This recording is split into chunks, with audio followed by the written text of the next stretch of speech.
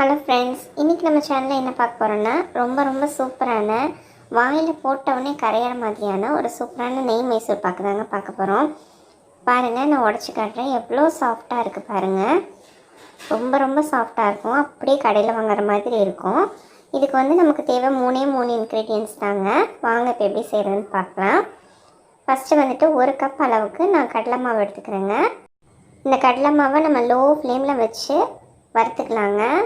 நல்லா வாசம், இந்த கடலை மாவு வாசம் வர அளவுக்கு நல்லா வறுத்துக்கலாங்க. இந்த ரெசிபி ஃபுல்லாகவே நம்ம லோ ஃப்ளேமில் தான் வச்சு செய்ய போகிறோம். இப்போ வறுத்த கடலை மாவு நல்லா ஆறின பின்னாடி நம்ம ஒரு வடிகட்டியில் போட்டு நல்லா சலிச்சு எடுத்துக்கலாங்க. அந்த கட்டி இல்லாமல் இருந்தால் தான் மைசூர் பாக்கு நல்ல சாஃப்டாக இருக்கும். நம்ம ஒரு கப் அளவுக்கு கடலை மாவு எடுத்துருக்கோம் இல்லைங்களா, அதே கப்பில் ஒரு கப் அளவுக்கு நெய் நமக்கு தேவைங்க. இந்த மைசூர் பாக்கு அதில் பாதி அளவுக்கு நெய்யை மட்டும் நம்ம இப்போ மாவோடு சேர்த்து நல்லா கலந்து விட்டுடலாங்க. இந்த மாவு நல்லா கட்டி இல்லாமல் நல்லா சாஃப்டாக நம்ம கலந்து எடுத்துக்கணும். பாருங்கள், பாதி அளவுக்கு நெய் சேர்த்து கலந்து எடுத்து வச்சாச்சு. இப்போ ஒரு பாத்திரம் எடுத்துக்கலாங்க. நல்லா லோ ஃப்ளேமில் வச்சுட்டு ஒரு கப் அளவுக்கு நான் சீனி சேர்த்துக்கிறேங்க. அது கூட 1/4 கப் அளவுக்கு தண்ணி சேர்த்து நல்லா இந்த சர்க்கரை கரையிற அளவுக்கு நல்லா கரைச்சிடலாங்க. இப்போ இந்த சர்க்கரை பாகை ஒரு கம்பி பதம் வரணுங்க. பாருங்கள், சர்க்கரை ஃபுல்லாக நல்லா மெல்ட் ஆயிடுச்சு. லோ ஃப்ளேமில் வச்சு செஞ்சால் தான் நம்மளுக்கு பர்ஃபெக்டாக வரும். இப்போ பாருங்கள், ஒரு கம்பி பதம் வந்துருச்சு. இப்போ நம்ம ஆல்ரெடி நெய்யும் மாவும் கலந்து வச்சுருந்தோம் இல்லைங்களா, அந்த மாவை இந்த சர்க்கரை பாகில் சேர்த்து நம்ம கலர ஆரம்பிச்சிடலாங்க. இப்போ எல்லாத்தையும் நல்லா கலர ஆரம்பிச்சிடலாம். இப்போ நம்ம மீதி 1/2 கப் அளவுக்கு நெய் வச்சுருந்தோம் இல்லைங்களா, அதை இது கிளற ஒரு 2 ஸ்பூனாக ஊற்றிக்கிட்டே இருக்கணும். ஊற்றி கிளறிக்கிட்டே இருக்கணுங்க. பாருங்கள், லைட்டாக அப்படியே கிளற திக்காகிட்டே வரும். கூடுமான அளவுக்கு நம்ம விஸ்கு வச்சு கிளறணும்னு சொன்னோம்னா கட்டி எதுவுமே விலகாமல் நல்ல சாஃப்டாக நமக்கு கிடைக்கும். இப்போ அந்த மீதி இருக்க அரைவாசி நெய்யில் நம்ம கொஞ்சமாக நெய் சேர்த்து கலந்துக்கிட்டே வரலாங்க. ஃபஸ்ட் டைம் மைசூர் பாக் செய்ய போகிறீங்கன்னா கண்டிப்பாக இந்த மெத்தடை ட்ரை பண்ணுங்கள். மிஸ்டேக்கே வராமல் பர்ஃபெக்டாக வரும்.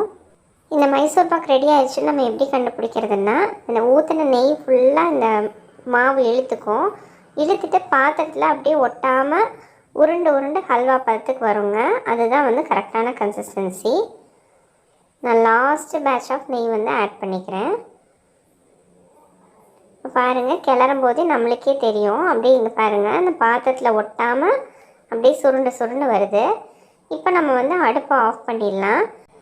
நான் மைசூர் பாக் ஊற்றுறதுக்காகவே ஏற்கனவே நெய்யில் ஒரு பிளேட்டை க்ரீஸ் பண்ணி வச்சுருக்கேன். இப்போ அந்த பிளேட்டுக்கு நம்ம மைசூர் பாக் ஃபுல்லாக ட்ரான்ஸ்ஃபர் பண்ணிக்கலாங்க. இப்போ இந்த மைசூர் பாவை நம்ம லெவல் பண்ணி விட்டுட்டு ஒரு மணி நேரத்துக்கு நல்லா ஆற விட்டுறணும். அப்போனா தான் நம்ம கட் பண்ணுறதுக்கு ரொம்ப நல்லாயிருக்கும். நல்லா லெவல் பண்ணி விட்டுடலாங்க, ஒரு ஸ்பூனோ ஏதாவது வச்சு. இப்போ நல்லா ஆறிடுச்சு. நான் கட் பண்ணி காட்டுறேன் பாருங்கள். நல்லா அப்படியே சாஃப்டாக கட் ஆகும்.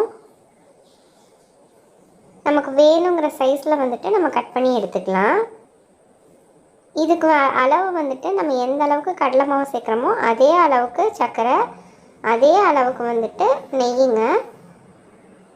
இப்போ பாருங்கள், நான் ஒரே ஒரு மைசூர் பாக் உடச்சி காட்டுறேன். எவ்வளோ சாஃப்டாக இருக்குதுன்னு பாருங்கள். வீட்டில் நெய், கடலை மாவு, சீனி இருந்தால் போதும். சட்டுன்னு 5 நிமிஷத்தில் நம்ம இதை செஞ்சிடலாங்க. வாயில் போட்டால் அப்படியே மெல்ட் ஆகும். ஸோ கண்டிப்பாக எல்லாம் ட்ரை பண்ணி பாருங்கள். ட்ரை பண்ணி பார்த்துட்டு எப்படி இருந்துச்சுன்னு நம்ம சேனலுக்கு மறக்காமல் கமெண்ட் பண்ணுங்கள் ஃப்ரெண்ட்ஸ். தேங்க்யூ.